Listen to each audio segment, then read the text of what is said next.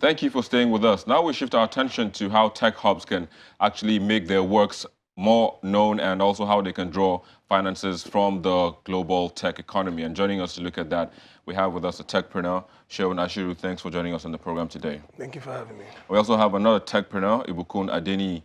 Thanks as well for joining us on the program. Thank you for having me. Of course. So, I mean, we seem to have a lot of technology hubs in the country, but we mostly, know about the ones in Lagos and maybe Abuja. What is going on? What is happening with the others in and around the country? Okay, so techpreneurs all over Nigeria have been facing the same challenge in different locations.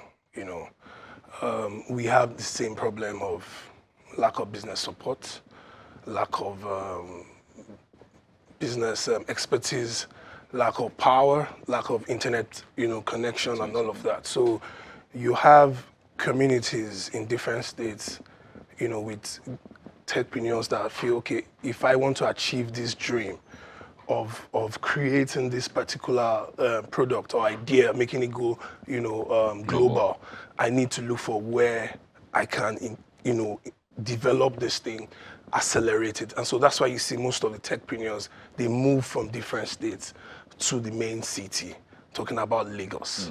They move to Abuja because there are existing tech hubs, accelerators, incubators that are doing things. So if that's usually the issue, because if they stay in their locality, they probably may not be able to function. However, in their locality, they have problems they need to solve. But that support is really not there for them to solve the problem. So how do we bridge that gap? I mean, how do we make more hubs? How do we make hubs in those rural areas? Because there seems to be the issue of population concentration in these two cities, which are the major cities of Nigeria. So people move here, move to Lagos, move to Abuja. So the congestion continues, and the hubs back home in other places are not growing. How do we change that narrative? Okay, so the thing is, technology itself is an enabler, right? So it helps something function better, an existing thing, like transportation. If you put technology on top of it, it becomes better. So when you want to set up a tech hub, you have to be setting up a tech hub to sort out a local problem, right? Okay, so for technology to work in these places, the main problem, let me say two problems. I'll say business model and human resource, right? In Nigeria, you find out that there are more tech CEOs than developers, right? How do you build a tech solution? If you want to compete with Google, the first thing you will need is 15,000 developers, because that's how many they have, right? If you want to compete with any of these top companies, Uber, whatever, right? You have to have the human capital to be able to back it up. Most tech hubs in Nigeria, unfortunately, they copy from like American and Western concepts, right? We're forgetting that the Western concept already has human resources. There's developers everywhere. Although they don't even have enough, they're still trying to teach more. But even with all the institutions that they have teaching, they still need more, and they're still putting so much money into teaching that they're even coming here to come and take our own. Do you understand? You set up a hub, and education is not the foundation. You're wasting your time because it's not solving a Nigerian problem. Do you understand? So you need to make sure. We need to look at it from a local perspective. Yes. You need to, first you train, you educate, then after you solve a local problem. So if the problem in Borno is Boko Haram, you have to be building technologies that can combat Boko Haram, things that will be profitable, things that will be relevant to the biggest market there. Okay, the biggest market in Borno might be the military, right? So you build technology that is relevant to the military. But if you don't have, technology tires me because sometimes when I'm still talking about software here, there's still hardware technology, right? Like in Nigeria, do you know, in my generation like this, in the whole of Nigeria, I only know 5 product designers.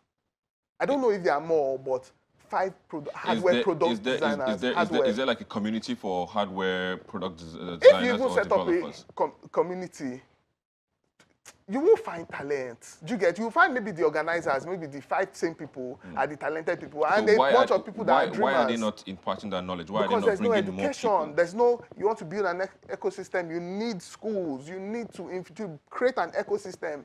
You need schools. You need the schools that are churning out these people faster than even the market. It's meant to be a race. Do you get? There's more demand for developers than we can find. Try and set up a tech company in Nigeria today. Oh. Developers, that's the biggest problem. Well, so I mean, so that's kind of like digging deep into, you know, what is for lack of a better term now, the problem that we have at the moment. But solving it is what we're trying to look at. You know, how do we solve it? He's saying that, okay, education. You know, but apart from education, I mean, what else do we need to do apart from the human resource that he says we need to have? What else should we be doing? Because even if now, for instance, someone in Borno is creating tech that is, you know, more unique to the military, how do you bring it out? How do you blow it, so to speak, now? Okay, for me, I think the public-private partnership is very, very important. We need investors to key into the idea.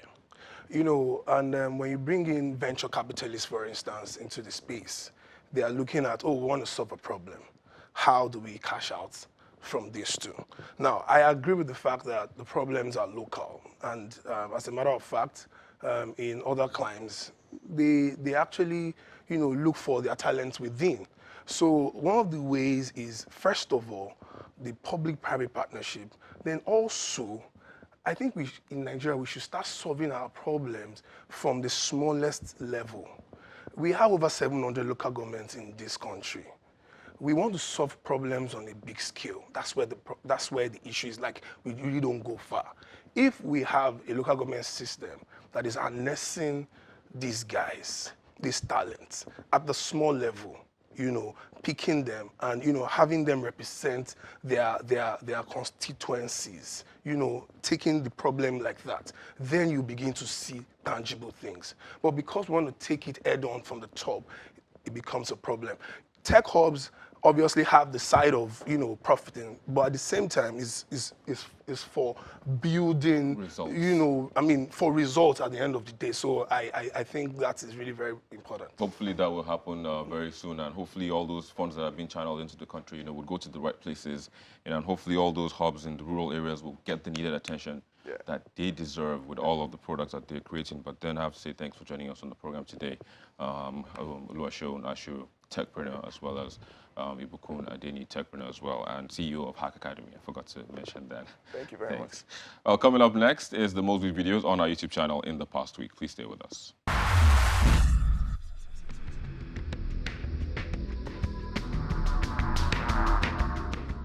We begin this week's most viewed videos with the response of the German police on the assault on former Deputy Senate President Ike Ekweremadu in Nuremberg, Germany. No arrests, nothing. The police calmed the situation. There were about 30 persons who demonstrated against this minister, who he was, and he get back in his car and drove away and flew back to Munich, I think Munich, and then back to Nigeria. It is followed by the Adamawa communities, whose link to some parts of the country have been cut off by floods.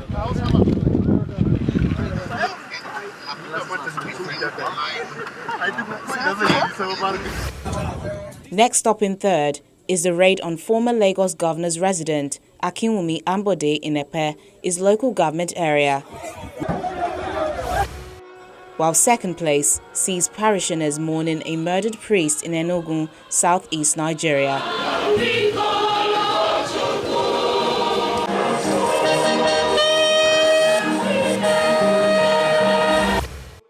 And first place is the return to the country of former Deputy Senate President Ike Ekweremadu from Nuremberg, Germany, after he was attacked during a program he was to deliver the keynote address. I had a feeling that they want the influence of alcohol or drugs, you know, so they don't represent the feelings of our people.